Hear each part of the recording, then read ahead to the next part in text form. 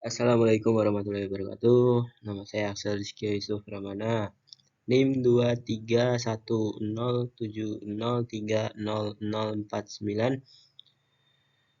akan membuat resume video tentang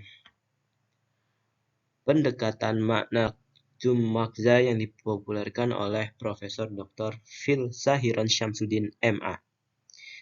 Sebelum menuju pendekatan makna cum makza, mari kita mengenal terlebih dahulu Profesor Dr. Phil Sahiran Syamsuddin MA. Profesor Dr. Phil Sahiran Syamsuddin MA lahir di Cirebon pada tanggal 11 Agustus 1968 dan beliau merupakan anak pertama dari 11 bersaudara. Beliau bersekolah di Pondok Pesantren Raudatul Al-Talibin di Babakan, Ciwaringin, Cirebon yang dia tempuh dari Madrasah Sanawiyah hingga Aliyah 1981 sampai 1987. Beliau melanjutkan kuliah di IAIN Sunan Kalijaga dengan fokus jurusan tafsir hadis dari 1987 hingga 1993. Untuk S2-nya, beliau melanjutkan di McGill University of Canada dan berhasil meraih gelar MA pada tahun 1998. Kemudian beliau melanjutkan pendidikan S3-nya dengan jurusan Islamic Studies di Otto Friedrich Universität Bamberg dan berhasil meraih gelar doktor pada tahun 2006. Makna cum makza.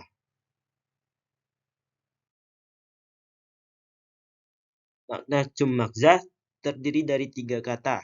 Yang pertama, makna, yang berarti makna dalam bahasa Arab. Yang kedua, cum, yang berarti dengan dari bahasa Latin. Yang ketiga, makza, yang berarti signifikansi, yang berasal dari bahasa Arab juga.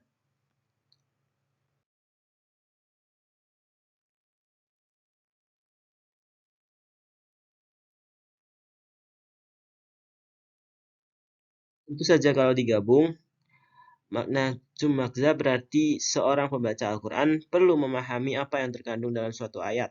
Maka harus mencari makna awal dari sebuah teks, yaitu makna objektif, sebagaimana yang telah dipahami oleh pendengar atau penerima pertama Al-Quran.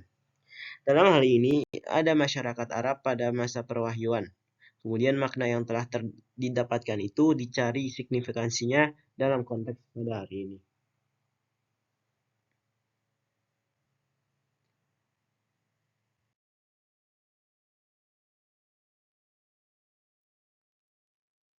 Sebelum kita menuju langkah metode pendekatan makna cum makza, kita harus mengetahui apa saja perincian signifikansi yang hendak disampaikan oleh Profesor Dr. Phil Sahiran Syamsuddin MA. Yang pertama adalah signifikansi fenomenal, yaitu pesan utama Al-Quran yang bersifat dinamis, bergantung pada konteks di mana Al-Quran ditafsirkan dan dipahami. Yang kedua adalah signifikansi ideal, yaitu kumpulan dari akumulasi pemahaman tentang signifikansi dinamis yang hanya diketahui kelak di akhir peradaban manusia. Langkah metode pendekatan makna cum makza ini berkaitan dengan al-makna al-tarihi, al-makza at-tarihi, dan al-makna al-mutakhalik. Dalam penggalian al-makna al-tarihi atau makna historis dan al-makza al-tarihi atau signifikansi fenomenal historis, maka perlu dilakukan langkah-langkah berikut. Nomor 1, analisa teks Al-Quran, baik kosakata maupun strukturnya. Hal yang perlu diperhatikan penafsir dalam hal ini ialah penggunaan atau makna kosakata tertentu dari sebuah ayat ketika diturunkan karena terdapat aspek sinkronik dan diakronik di dalamnya. Yang kedua, analisa intratekstualitas. Penafsir menganalisa penggunaan kata dari ayat yang ditafsirkan dan membandingkannya dengan ayat-ayat lain. Yang ketiga, analisa intertekstualitas. Penafsir membandingkan ayat-ayat Al-Quran yang ditafsirkan dengan teks-teks lain seperti hadis Nabi, syair, atau puisi-puisi Arab, dan teks-teks Yahudi dari Yahudi Nasrani atau komunitas lain yang hidup pada masa perwahyuan. Yang keempat, analisa konteks historis pewahyuan melalui asbab nuzul ayat. Yang kelima, mencari maghza al-ayah. Sedangkan konstruksi al-makna al-mutakhalik atau signifikansi fenomenal dinamis dilakukan untuk konteks pada saat Al-Quran ditafsirkan. Maka langkah-langkah yang perlu dilakukan yaitu 1. Melakukan kategori ayat.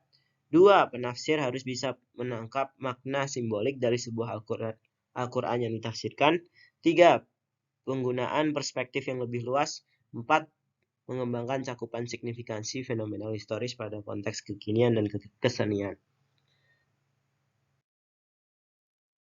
Ada pula contoh yang saya ambil yaitu ayat kursi dan pembahasan menggunakan pendekatan makna maghzanya.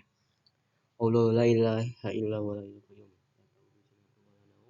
Lahu ma fis samawati wa ma fil ardh. Alladzi yashfa'u indahu illa bi'idhnihi. Ya'lamu ma baina aydihim wa ma khalfahum. Wa la yuhituna bi syai'in min ilmihi illa bima syaa. Wasi'a kursiyyus samawati wal ardh wa la yahuduhu hifdhuhuma wa huwal 'aliyyul 'azim. Asbabun nuzul atau sebab diturunkannya ayat kursi terjadi saat Nabi Muhammad SAW sedang hijrah dari kota Mekah menuju Madinah. Saat itu, Nabi dan pengikutnya merasa khawatir dengan ancaman musuh yang akan menyerang mereka. Allah Subhanahu wa Ta'ala kemudian menurunkan ayat kursi untuk memberikan perlindungan dan kekuatan kepada Nabi Muhammad SAW beserta umatnya untuk menghadapi semua tantangan. Oleh sebab itu, ayat kursi dianggap mampu memberikan perlindungan dan keberkahan bagi mereka yang membacanya secara rutin. Sekian dari saya. Wassalamualaikum warahmatullahi wabarakatuh.